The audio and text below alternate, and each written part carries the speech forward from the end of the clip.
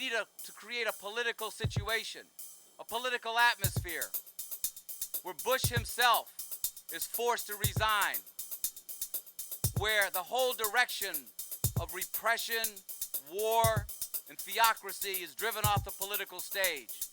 In November of 2002, I declared conscientious objection to leave the Air Force. I no longer could participate in what was going on. I saw the buildup of the Iraq War coming. Troops were moving in July of '02, and I heard the president saying, "Oh no, we haven't decided, we're not going to go yet, we're going to go through all this diplomacy." Things were happening already long before any diplomacy started. It was clear to me what was happening. So I declared conscientious objection to leave the Air Force so I could no longer be a part of it. I refused to go to Iraq. I saw what was happening. I knew there was no connection to September 11th. All we were doing was encouraging death here and there, encouraging more people to hate us, try to fight us. It's not what I wanted to stand for. So I stood up for something else. I stood up for life. I said that war is only about death and I don't want to be a part of it anymore. It's been a long time since I've heard those words. I think more and more recently we're realizing that this war is about death. We can count now 2,000 of our soldiers dead from this war. 2,000 of them. Try sometime to read the names and the ages of those people who are dead, that are never coming back. Read every name in the community they came from and imagine the families and the loss that they feel, the people around them in those communities. These people were 19 and 20, 35 was the oldest. They have nothing left. And their families, how long are they going to have to grieve for the loss of these people?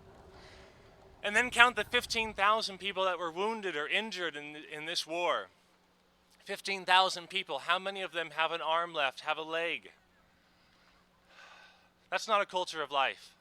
And that's not even counting the people in Iraq, whether they were civilians or anyone else. They're dead too. 100,000, 200,000, do we even know? Or do we even care to count? Can we even think about the death that this war has caused? I can't comprehend it. I don't have that much strength. But still, we're going on.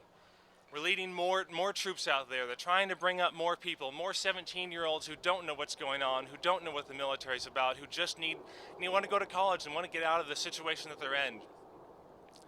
I don't think that's a way to end the troubles in the world. I don't think that's a way that we can bring peace to the world. Peace is not going to happen on its own. We have to build it. We have to build it here in America between different cultures and different races. It's not something I see the president working very hard on. We have to build peace in other countries. We have to look at places like Syria and Iran that we think threaten us and not go out and attack them and continue threatening them. Again, that's the culture of death that we're promoting. We have to find ways to change this, to build peace in our world. I don't think the president's doing that. The world really can't wait until he's done with what he has 3 years left. We have to stop this now. I don't care about what politics. I want to support people who are real, who want to bring the troops home, stop the war. I know what it is like. I come from Argentina. It was a country without justice, everything covered up.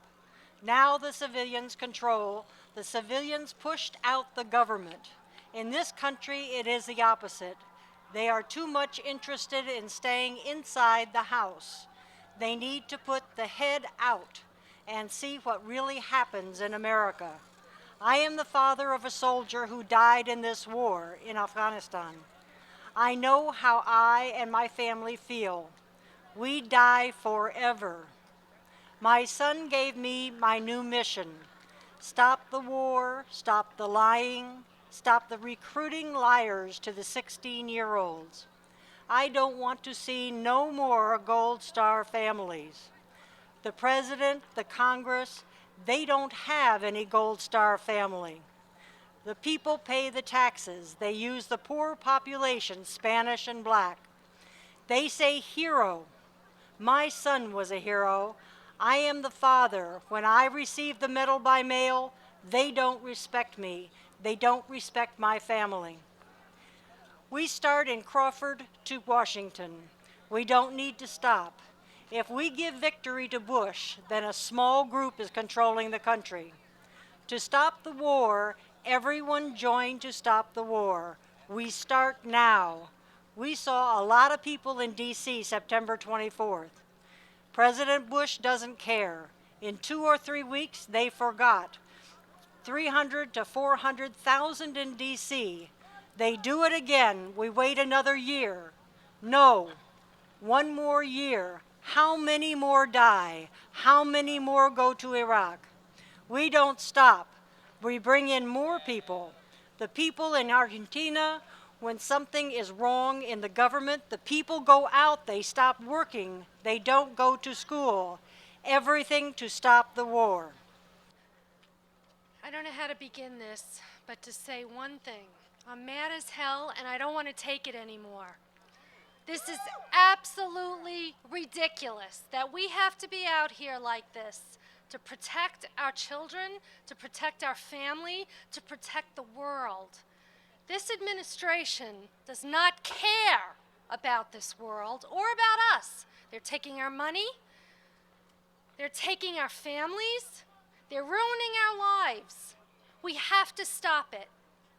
We have to get out in the streets, all of us, not just a small handful, not just thousands. We have to get millions out there to tell them to go away. Enough is enough. They've taken enough from us. We are just working class people. I live just to get by every day, and I work very hard to do it. Now my son is going off again. Why, I asked him. I said, why did you join the Marine Corps? Why are you leaving? He said, you know, Mom, I don't really believe in this war, but I believe in the Marine Corps. I have my buddies out there. I need to be with my buddies. I need to help them. I cannot sit in my comfortable chair and watch television every night if they're out there fighting, dying, and losing limbs and eyes and ears, and God only knows what, because they won't show us on the news. They refuse to show us. When I was a kid, it was back in the 60s, and I remember every night watching those body bags come off the helicopter in the Vietnam War, and it sickened me, and I became very upset with hawks and with war, and I think we should grow by now to figure out a better way to bring community and peace to this globe that we live on. I don't want to see my son go to war, and God forbid he dies. They will never hear the end of me. So they better leave now. They better leave on their own accord, because we're going to get rid of them by ourselves. Thank you. I am wondering if there was any common purpose between the Korean, Vietnam, and Gulf Wars. In all these conflicts, was the common thread the establishment by the U.S. of permanent military bases in the East? Those entrenched facilities are meant to guarantee the flow of money and oil to rich corporations at the expense of our bravest and best young people, not to mention the establishment and strengthening of our military-industrial complex at home while exploiting natural resources and poor people around this tortured earth. We are now a war economy with all the marks of a fascist state. It is still true that those who live by the sword shall die by the sword. I endorse from my heart the World Can't Wait encampment. I am Tom Wilson. Our core belief at Veterans for Peace is actually rather simple.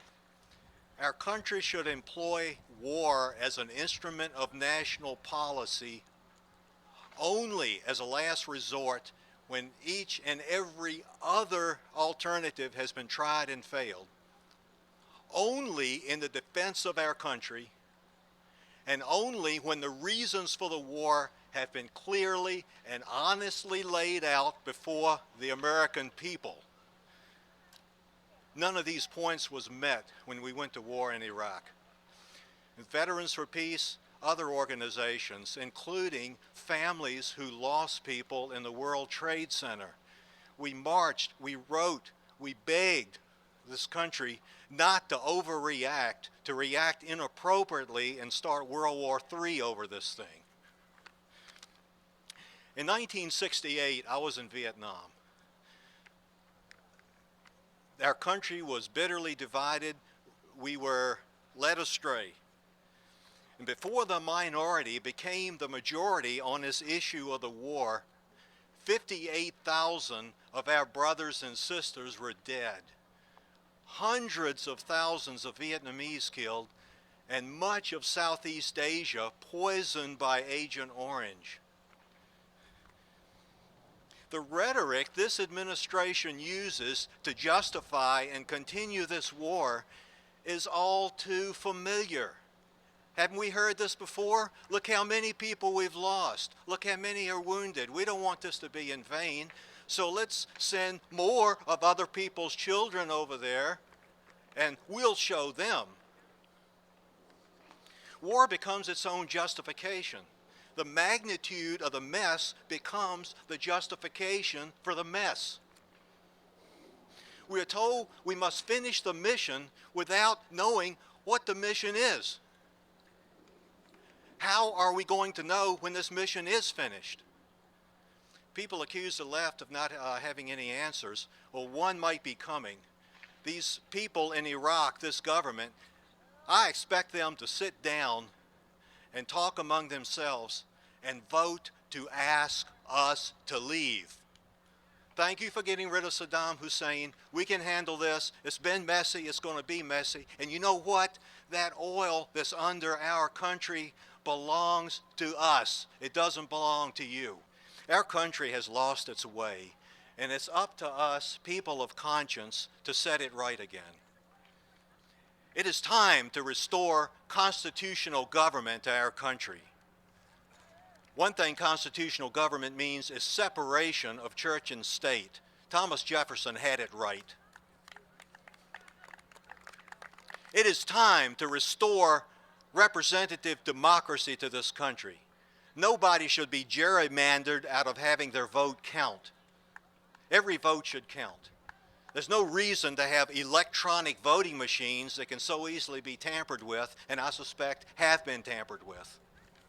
There's no reason for the state of Georgia to require somebody to pay to register to vote. In view of these things, why are we trying to give somebody else democracy when we can't give it to ourselves? It is time to stand with good people all over the world and demand an end to torture and incarceration without reason. You know, we've been telling the world for 250 years that we're better. All right, it's time to be better. It is time to restore the environmental protection that we've worked so hard for the last 50 years. And it is time to send the most corrupt, the most incompetent administration in my 58-year memory, send them back where they came from. It is time to bring these soldiers home. It is time to bring our country home. Thank you. We at Veterans for Peace Los Angeles recognize the tragedy fostered on the people of this country and the country of Iraq by the Bush administration's illegal war on the people of Iraq. This is an ideological war, and these wars can never be successfully won. We haven't won the hearts and minds of the Iraqi people as we failed to do in Vietnam. And as in Vietnam, we have decimated another country, polluted it with chemicals and unexploded ordnance, and killed many of its citizens. Our accomplishments there are meager, our failures legion. Our only course is to pull out of Iraq immediately, knowing that the Iraqi people have the wherewithal to govern their country and manage and gain benefit from their own resources. Thank you. I grew up, like many youth my age in the 1960s, and I became one of the true believers. I thought the Vietnam War was right, and I would go to demonstrations and boo the demonstrators. And in 1968, I found myself in Vietnam on Tan Son Nhut Air Base and lost 4 of my friends that night at Tet. And that changed my life because I had to come to grips with why did they die and what was actually true. And I discovered in Vietnam a whole set of lies. And upon coming home, I joined the Vietnam Veterans Against the War and became one of the national officers of the Vietnam Veterans Against the War. And we set out to do something that had never been done before, that as veterans of a war for empire, to tell the people the truth about that war and to help organize the people to stop it. And that became the main edge of what Vietnam Veterans Against the War was trying to do in the 1970s. One of the things we had to do was expose the truth to people, to tell them that, to get past the lies and to help people understand that what was happening in Vietnam was not individual actions by GIs, but was actually policy determined by the highest levels of government. And we proved in the Winter Soldier investigation testimony of 125 combat vets that the procedures used in Vietnam, the free fire zones, all the different policies, they came down from the war colleges through the think tanks and universities into the Pentagon and the service academies. And they land on a 19-year-old kid in basic training, and he's told, you can kill anybody you want because they're just all gooks. And then they put us in Vietnam, and we killed over 3 million people. So in coming home to tell the people the truth, we came to realize that this was a war for empire and for profit. And we vowed that we vowed to expose that and to always tell the people the truth. And today, we're faced with another war for empire and for profit. And this time, they don't hide the torture. They openly proclaim, as part of the policies of the United States, that they're going to torture people. They openly proclaim that it's going to be 50 years of war for empire. They openly proclaim that they have the right given to them by God to control the wealth of the world, to control the natural resources of the world.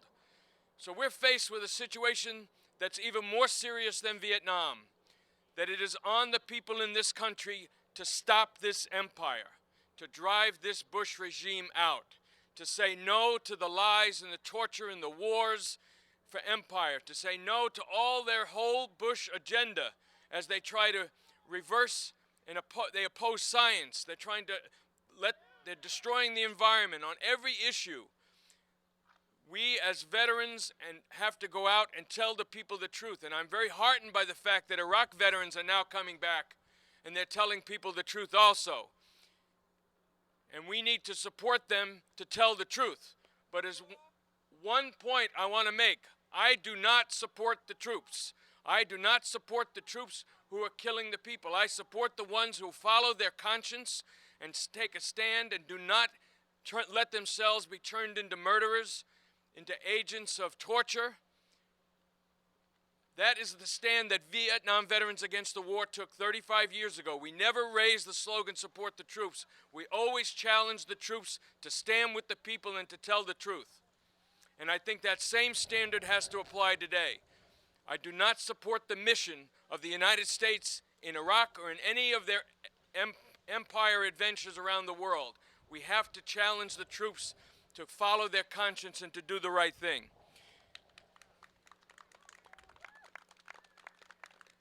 But I also say that it is on us in this country now to drive out this Bush regime.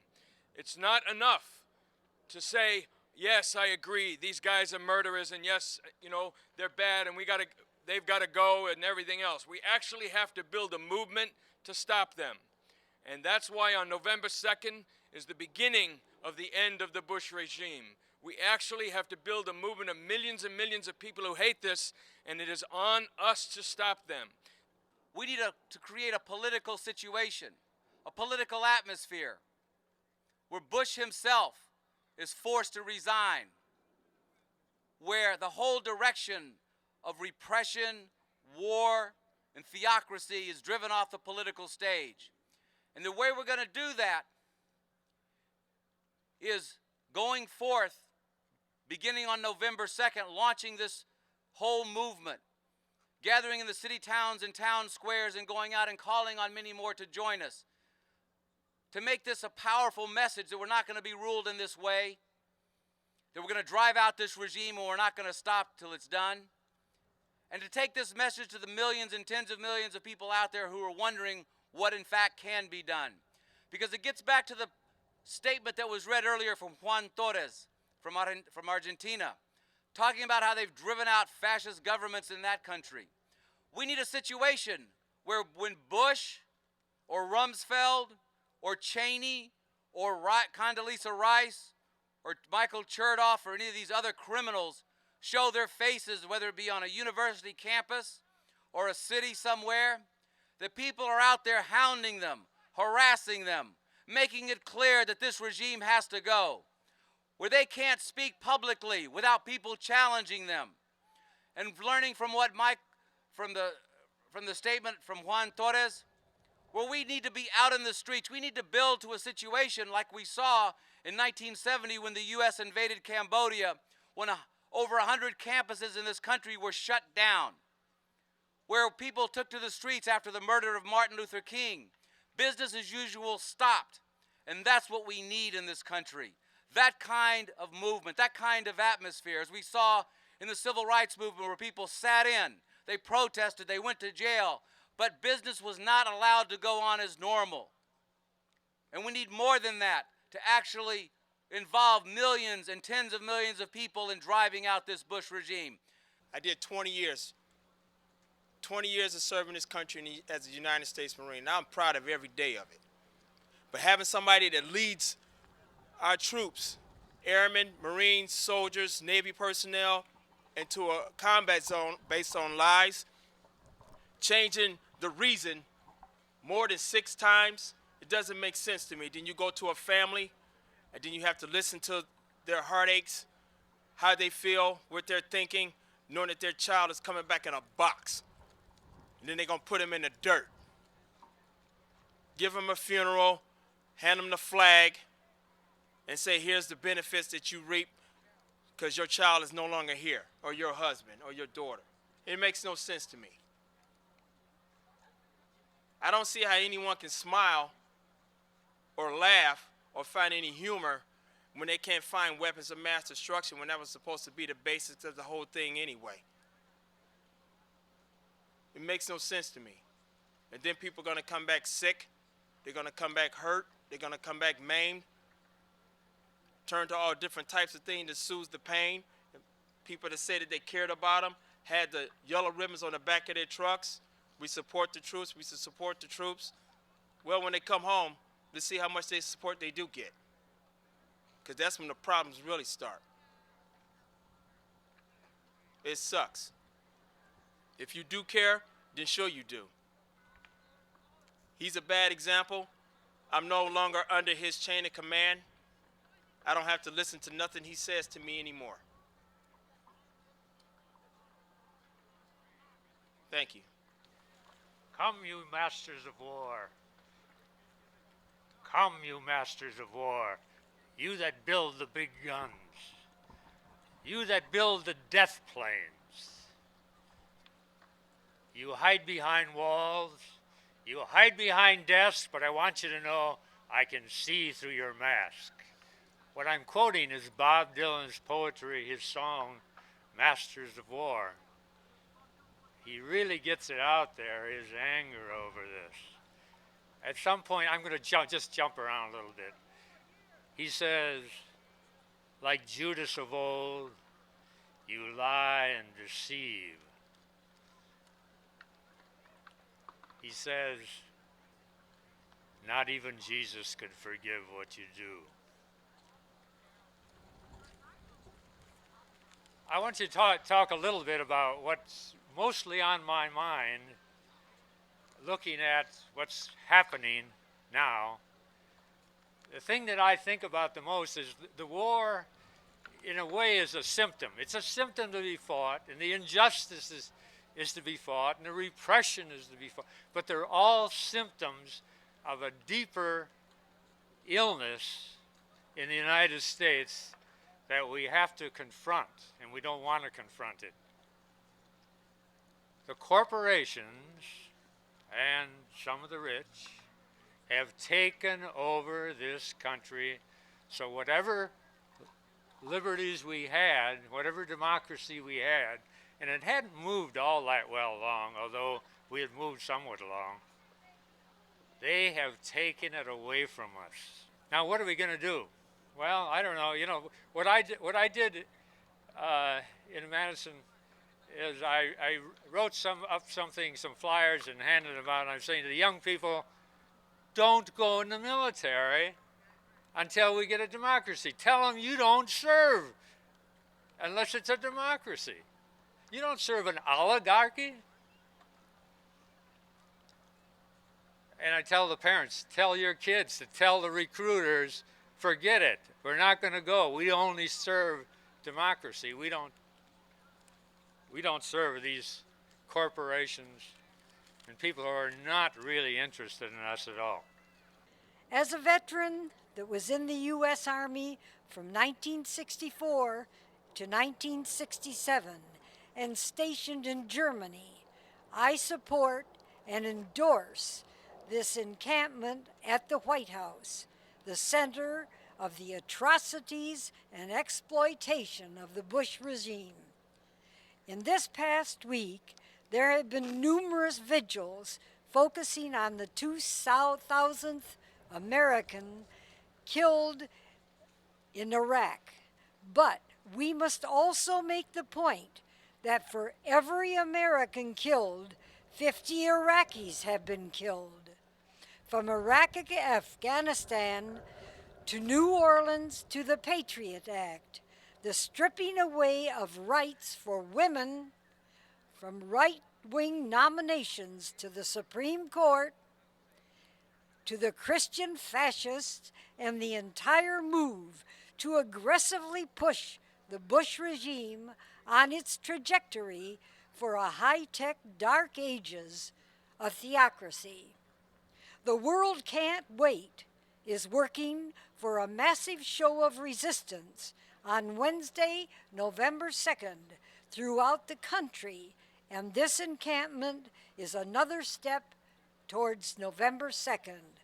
The call, the World Can't Wait, drive out the Bush regime, states, we need more than fighting Bush's outrages one at a time, constantly losing ground to the whole onslaught.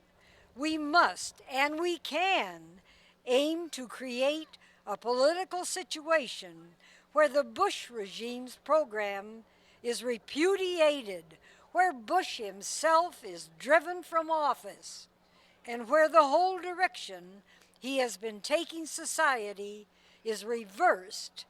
We, in our millions, must and we can take responsibility to change the course of history. Stan Mishimura. As he said, my name is Willie Cunningham. I'm a disabled Vietnam. I was drafted in 1969. I served in South Vietnam from 1970 to 71. I was with the 101st Airborne Air Mobile. I think our young women and men today, first of all, let me say I oppose the war in Iraq. I know that they had no business being there. Once all this stuff started coming up about war, I knew they were going, that it was no turning back. And I think the men, the young men and the young women today serving in Iraq and Afghanistan, I think they are dying in vain. These are wars that we did not have to be in. One thing that has really struck me once I got out of service was the fact that you have to fight this government as hard as you fought in a war to get disability compensation.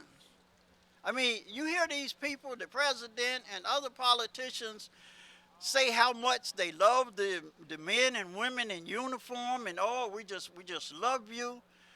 But once you get in, if you don't die, I mean, if you die, it's all over. Your family get that insurance money and that's it. But if you're walking around on crutches or wheelchair or whatever, it's this government who denies you your disability, not the government that they were almost killed fighting. I mean, it sounds contradictory to me. If I'm going to fight for a country, then it appears to me that that country should be willing to fight for me and see to it that I can get as close back to normal as possible if I'm injured or wounded while fighting for this country. 32 years ago, there was an event going down here, and it followed and coincided with something called the Saturday Night Massacre. This area here was literally packed with people in October 1973. Back then, we had a little more freedom here. This street was open. We had vehicles going up and down this street. And we had a lot of horn blasts going on and people holding signs that said honk for impeachment. There was a lot of people that arrived here, and we took to the streets.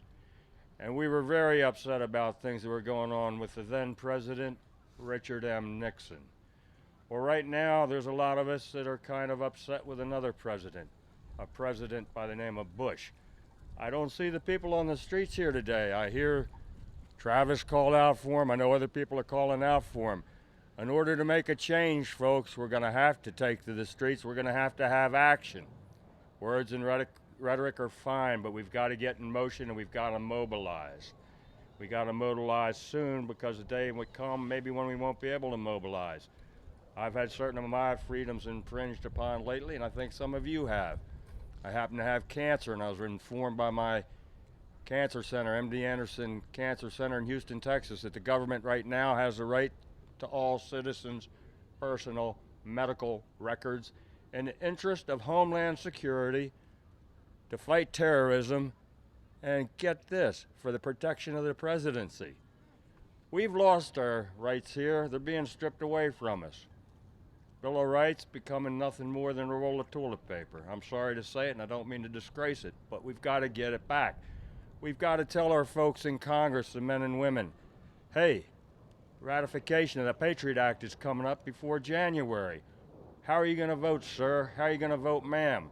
And if you don't vote the way we want it so we can get this democracy back, maybe we're going to vote you out in midterm elections 2006. There's some other things going down here that started when I was out in a place called Crawford, Texas. I happen to be a Texan, and I happen to be honored to be out there with a group of people that held down a ditch for 26 days. A very courageous Gold Star mother by the name of Cindy Sheehan was the one that put this focus together, the catalyst for it. And at that gathering there, we were very fortunate to be in touch with a lot of men and women of like minds. There's a collective consciousness in this nation, in this world, that will not be denied at this time. We know right from wrong. We can see through the game. And Mr. President and those around you, your game is up. We're calling in the chips, and we're calling them in now. We are not going to be dummied up anymore. There are more things now on the table that call for impeachment than ever were present during the Nixon years. It's a smorgasbord out for there. Mr. Congressperson, please get the facts on this. Please honor us. Please don't let us down. Please don't let our men and women continue to be slaughtered. Please don't let our weapons, our depleted uranium, our so-called smart bombs, bullets, and whatever you got, take out another innocent Iraqi lady, child, father, civilian that doesn't carry any weapon. The only weapon they have, or the only reason they're being slaughtered, is perhaps what we call out in Texas black gold. And there's a lot of it there. And don't forget that it's there. And listen up real clear here, because if you want to get to the facts and get down to them like deep, there's something that can come out and it's going to flow, and it's going to replace that word Watergate, and it will be quite apparent to everybody. It's Oilgate. So, I'd like to see a little more people on the streets. I think we can have that. And we have presidents for it. Thomas Jefferson said, if ever our country was taken over by tyranny, or taken over where our rulers were ruling not as a democracy, but as King George, the other George, did. It's not only the right, but it is the duty of us, the citizens, to take it back. And I'll tell you what, it's time for a peaceful, nonviolent revolution. We've got to, as Juan Torres said down in his experiences in Argentina, when the people down there get upset, they take it back, they get on the streets, they demonstrate. I'm talking without bullets and without bombs. I've recently been to Peru, 2 trips in the past 2 years. I've been down there for national strikes. In Peru, they will shut down the country 72 hours at the time. Like we're hearing from Travis, we're gonna call for some shutdowns. We gotta do that. We can burn some tires in the streets, that's nonviolent. We really gotta get together or we won't ever have another chance. Thank you. I can't make it to D.C., but I definitely support what is happening. I am a Navy vet who was in the Persian Gulf in 1992 to 1993. My cousin is leaving for Iraq this week, and I want him and the thousands like him to come home safely. Add my name to any petitions. Thank you for your efforts. Eric Ross of Portland, Oregon. I really thank the ones that want our troops to come home. And one thing about it, once they get home, we still got another fight for them being treated right when they get home. Because I am a veteran from Vietnam, in which I was treated highly bad. I was declared dead for no reason. But one thing about it, we got to get them home and then prepare for another fight, because it's not going to stop there. And one thing about it, Bush do not like to give up on nothing that he wants to do. In which we must stand up and speak out and be heard. If we don't, our country is gonna go by the wayside. And one thing about it, we gonna regret that, because without our veterans and our troops, we would not have a country. So one thing about it, keep fighting. And I'm gonna do the same to have our troops to come home. A whole generation of people in the military and veterans learned some important lessons in Vietnam. That there's no glory in murder, that there's no excuse in obedience to these, authorities or whatever. Yeah. An important lesson: if we have to fight and die, we'll do it for the people of the world and not for the war machine, not for the warmongers. These lessons were learned in places like the My Lai massacre. They were learned in white areas, which is areas where the Air Force had dropped unused ammunition, not even knowing what they were going to hit, but anyone who happened to be there. They learned that, in driving people out of their villages into strategic hamlets, which they later renamed New Life Villages. A whole generation learned all kinds of lessons through all these horrors of wars, of that war, and especially learned these lessons through hooking up with the resistance, through the anti-war protest movement. A whole generation of people in the military and veterans learned, resistance became part of actually stopping that war. At a certain point, the government became basically afraid to field the military in Vietnam after a certain point. Okay, now we're in a situation where the Bush regime came into office with plans for endless war on the world. The 9/11 attacks gave him the pretext to carry this out. There's now U.S. forces in 135 countries doing stuff, all kinds of horrible things to people. The Iraq War, which is the centerpiece of this, is people there are learning lessons too. Veterans coming back and the troops there. They're learning the same lessons, that there's no glory in murder, no excuse in obedience. They're learning these lessons through the slaughter of the people of Fallujah, in Najaf and Mosul, through the revelation of torture, which actually soldiers who found out about this fought for these revelations to come out. It wasn't just something that leaked at random. It was a real battle for the word, for the truth of the horrors in Abu Ghraib to come out. And places like Guantanamo Bay, in Bagram in Afghanistan. There's a recent book out by Captain Yi, who was the chaplain in Guantanamo, who was himself held in solitary confinement for over 80 days, while they're after him for just trying to, do his job of, being a chaplain and stuff. So they're learning these lessons, and Iraq vets, a whole new generation of veterans are coming back against the war. And this, has a real potential. This has to become part of this whole movement to drive out the Bush regime. Now, the Bush regime and their whole crew learned some lessons from Vietnam also. They learned how resistance actually threw off the whole program and helped end the war. The Bush regime is trying to remake this country like Hitler remade Germany, to, further their global empire and endless war.